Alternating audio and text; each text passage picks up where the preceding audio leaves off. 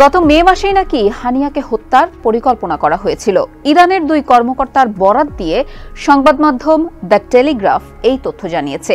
প্রতিবেদনে বলা হয়, হামাস নেতা ইসমাইল হানিয়াকে হত্যায় ইরানের নিরাপত্তা এজেন্ট ভাড়া করেছিল ইসরায়েলের গোয়েন্দা সংস্থা মোসাদ। ইরানের যে অতিথি ভবনে হানিয়াকে হত্যা করা হয়, ওই ভবনের 3টি কক্ষে আগে থেকেই বোমা স্থাপন করে রেখেছিলেন তারা। ইরানের ওই দুই কর্মকর্তা টেলিগ্রাফকে জানিয়েছেন, হেলিকপ্টার দুর্ঘটনায় নিহত ইরানের প্রেসিডেন্ট ইব্রাহিম রাইসির দাফনে যোগ দিতে ইরানে গিয়েছিলেন হানিয়া। তখনই তাকে হত্যার পরিকল্পনা করা হয়েছিল। তবে সেই সময় ওই ভবনে ব্যাপক লোক সমাগম হয়, তাতে হত্যাকাণ্ড সফল না হওয়ার আশঙ্কা তৈরি হয়। তাই ওই পরিকল্পনা থেকে সরে আসা হয়েছিল তখন। এরপর উত্তর তেহরানে প্রভাবশালী ইসলামিক রেভলিউশনারি গার্ড কর্প অর্থাৎ আইআরজিসির ওই অতিথি ভবনের 3টি কক্ষে বোমা স্থাপন করেন ইরানের দুজন নিরাপত্তা কর্মকর্তা। ইরানের নতুন প্রেসিডেন্ট মাসুদ পেজেশকিয়ানের অভিষেক অনুষ্ঠানে যোগ দেওয়ার পর ওই কক্ষগুলোয় হানিয়ার থাকার সম্ভাবনা ছিল।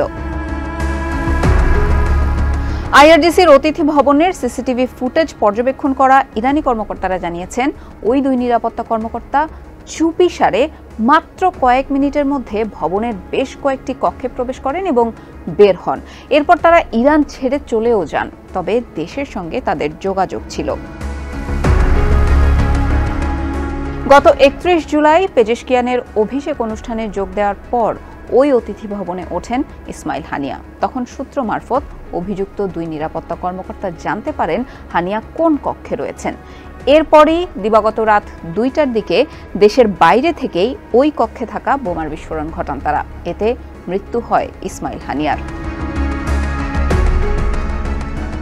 আইআরজিসির এক কর্মকর্তা তেহরান থেকে টেলিগ্রাফকে জানিয়েছেন, হামলার পর তল্লাশি চালিয়ে ওই ভবনের জন্য 2টি কক্ষেও বোমার সন্ধান পাওয়া যায়। তারা এখন নিশ্চিত যে আনসার আল মাহদি সুরক্ষা ইউনিটের কর্মকর্তাদের ভাড়া করেছিল মোসাদ। এই ইউনিট আইআরজিসিরই অংশ। তারা উচ্চ পর্যায়ের কর্মকর্তাদের নিরাপত্তার দায়িত্ব পালন করে। আইআরজিসির সামরিক বাহিনীর আরেক কর্মকর্তা বলেন যে এটি ইরানের জন্য মানহানিকর এবং নিরাপত্তার লঙ্ঘনও বটে, কিন্তু হামলাকারীদের পক্ষে একটি ওয়ার্কিং গ্রুপ গঠন করা হয়েছে, যারা হানিয়া হত্যাকাণ্ডকে নিরাপত্তার লঙ্ঘন নয় বলে প্রচার করছে। কিভাবে এই ঘটনা ঘটলো, এটা সবার কাছে এখনো বড় একটা প্রশ্ন। আইআরজিসিকে দখল করে নিয়েছে এমন দাবি করে অভ্যন্তরীণ দোষারোপের খেলাও চলছে। এই ব্যর্থতার জন্য বিভিন্ন সেক্টর এখন একে অপরকে দুষছে।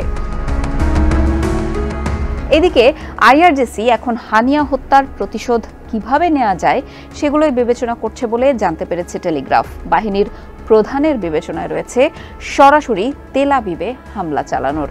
এই হামলায় তেহরানের সঙ্গে যোগ দিতে পারে লেবাননের হিজবুল্লাহ সহ ইরান সমর্থিত অন্যান্য সশস্ত্র সংগঠন। টেলিগ্রাফের প্রতিবেদনে বলা হয়, হানিয়াকে হত্যার পর ইরানে ইসরায়েলের হস্তক্ষেপ করা নিয়ে ভয়ে আছে তেহরান। 2020 সালেও এই ধরনের উদ্বেগ প্রকাশ করেছিলেন ইরানের গোয়েন্দা বিষয়ক মন্ত্রী আলী ইউনিসি।